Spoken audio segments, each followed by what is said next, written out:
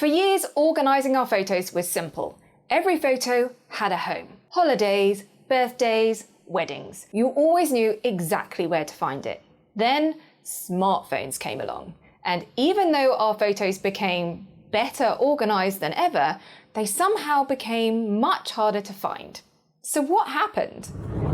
It wasn't Apple, it wasn't Google, it's because the way that photos work has completely changed. And in this video, I'm going to show you how to organise and find your photos in a smartphone world. And stick around until the end because I'll show you a simple way to name your albums that keeps them organised automatically.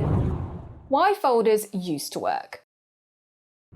Way back when, before smartphones, yes, I'm old enough to remember that, organising photos made perfect sense. We all had a digital camera and one computer. Then, every time we came back from a holiday or a birthday party, we'd copy the photos onto the computer and put them into a folder. Stockholm 2005, skiing, Sydney bridge climb. Every event had its own folder and every photo had one home. So if you wanted to find a photo from your holiday in Spain, you knew exactly where to look. It was a really simple system, and for the way we used photos back then, it worked brilliantly. And here's the important bit. Folders haven't become bad or obsolete. In fact, they are still one of the best ways to organise your master photo archive. The difference is that once your photos are inside apps like Apple Photos or Google Photos, they work in a completely different way. Why everything changed. Then smartphones arrived. That's where everything changed. Suddenly our photos didn't just live on one computer anymore. They were on our phones, synced to our iPads, backed up to the cloud, shared with family, and sometimes even organised into several different albums. Imagine if iPhone had to physically move a photo every time you added it to an album or shared it with someone. Before long, you'd have multiple copies of exactly the same photo all over the place. So these apps came up with a much smarter solution. Instead of moving the photo, it stays exactly where it is. Everything else simply becomes a way of pointing back to one original photo. The downside is that instead of looking in a neat folder full of holiday photos, you are now looking at one long timeline containing every photo you have ever taken.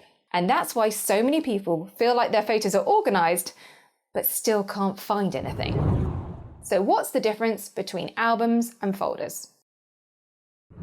So if your photos don't move around anymore, what's the difference between a folder and an album? The easiest way to think about it is Spotify. When you add a song to a playlist, Spotify doesn't create another copy of that song. It stays exactly where it is. The playlist is simply another way of finding it. Albums in Apple and Google Photos work exactly the same way. When you add a photo to an album, you're not moving it, you're not creating another copy. You are simply creating another way to find that same photo. Let me show you what I mean.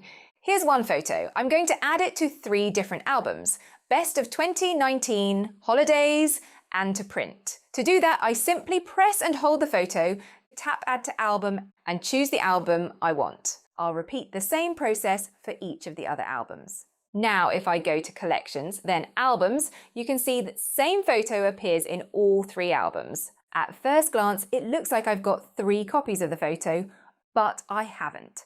Now, watch what happens. I'll press and hold the photo in my Best of 2019 album and choose Remove from Album. The photo disappears from Best of 2019, but it's still in Holidays, it's still in To Print, and it's still safely sitting in my main photo library. That's because the album was never storing the photo, it was simply another way to find it. The secret is metadata.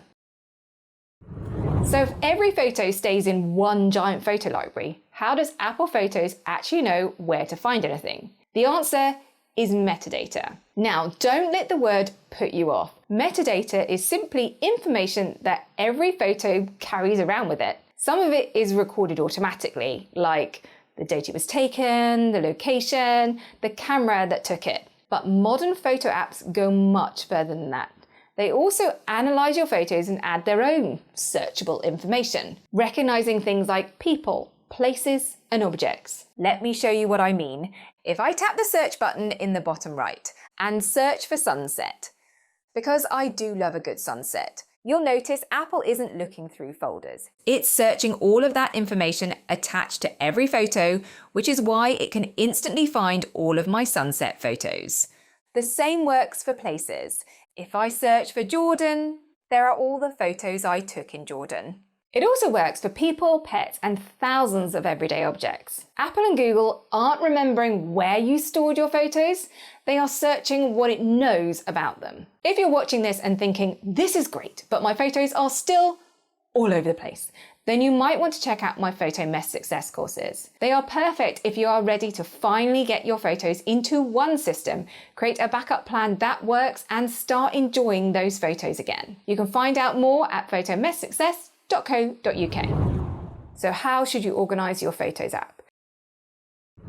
So now you know how modern photo apps work, how should you actually organise them? My approach is really simple. Think of your photo library as your master collection. That's where every photo lives. Use favourites for the photos you come back to again and again. It's one of the quickest ways to build a collection of your very best memories without creating lots of extra albums. Then create albums for things you want to share, print, or easily revisit, like holidays, birthdays, or family events. But don't feel like every photo needs to be in an album. That's one of the biggest mistakes I see. People also start trying to recreate the old folder structure they had on their computer, and it can get out of control very quickly. You end up with holiday, holiday copy, holiday final, holiday final final, holiday final, use this one. We've probably all done it. Instead, give your albums meaningful names that you'll actually remember, like 2025 Italy, Photos to Print, 2016 Dad's 70th birthday, or Family Holidays.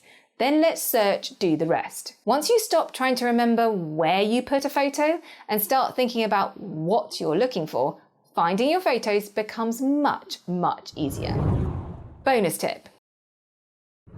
Before you go, here's the bonus tip I promised. If you like creating albums for holidays and special occasions, try putting the year first in the album name. So instead of calling the album Italy 2025, call it 2025 Italy. Or even better, if you know the month, call it 2025-06 Italy. Now, when you go to the album section in collections, tap the three dots in the top right and choose Sort by Name. Because all your albums start with a year, they'll automatically appear in chronological order, making them much easier to browse. It's a really simple change, but it's one of those little tricks that makes a big difference once your album collection starts to grow.